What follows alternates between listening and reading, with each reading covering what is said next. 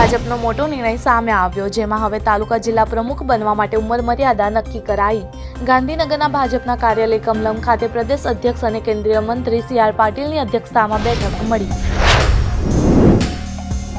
ગુજરાતના વિવિધ વિસ્તારમાં કાતિલ ઠંડીની લપેટમાં આવ્યા છે, જેમાં કેટલાક શહેરોમાં લઘુત્તમ તાપમાન 15.6 ડિગ્રીથી નીચે ગયું છે. જામનગર શહેર અને જિલ્લામાં ઠંડીનો પારો નીચે ઉતરતો જાય છે.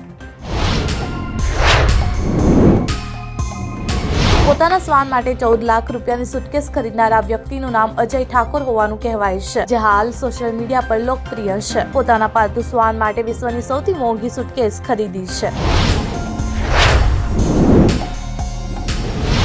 સંસદના શિયાળુ સત્રના પ્રથમ 2 દિવસ સંપૂર્ણ રીતે તોફાની રહ્યા હતા. ગૌતમ અદાણીના મુદ્દે વિપક્ષના સાંસદો હંગામો મચાવી રહ્યા છે. કોંગ્રેસ આ મુદ્દે સરકારને ઘેરી રહી છે.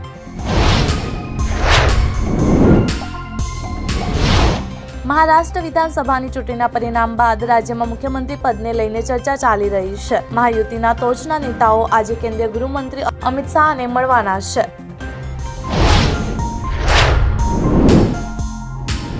બંગાળની ખાડી ઉપર ઊંડા દબાણને કારણે વાવાઝોડાની સ્થિતિ સર્જાઈ છે. ભારતીય હવામાન વિભાગે તોફાની ચેતવણી જારી કરી છે. આ સાયક્લોન ફેંગલની અસર તમિલનાડુના કેટલાક ભાગોમાં દેખાઈ રહી છે. વકફ સુધારા બિલને લઈને છેલ્લા 3 દિવસથી સંસદમાં હોબાળો ચાલી રહ્યો છે. માનવામાં આવી રહ્યું છે કે આ બિલ આવતા વર્ષે બજેટ સત્રમાં રજૂ થઈ શકે છે. વકફ બોર્ડની 58,000થી વધુ મિલકતો હાલમાં અતિક્રમણ હેઠળ છે. કેરળના વાયનાડથી લોકસભાની પેટા ચૂંટણી જીતનાર કોંગ્રેસ નેતા પ્રિયંકા ગાંધી આજે તેમના ભાઈ રાહુલ ગાંધી સાથે ગૃહમાં સાંસદ તરીકે શપથ લેશે. આ બેઠક તેમના ભાઈ રાહુલ ગાંધી દ્વારા ખાલી કરવામાં આવી હતી.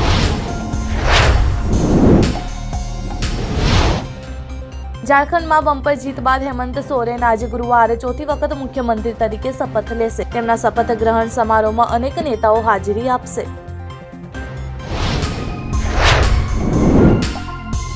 એક પેસેન્જર પ્લેનની સીટ તોડવાનો પ્રયાસ કરી રહ્યો હતો. આ મામલો ઓસ્ટિનથી લોસ એન્જલસ જતી યુનાઇટેડ એરલાઇન્સની ફ્લાઇટનો છે.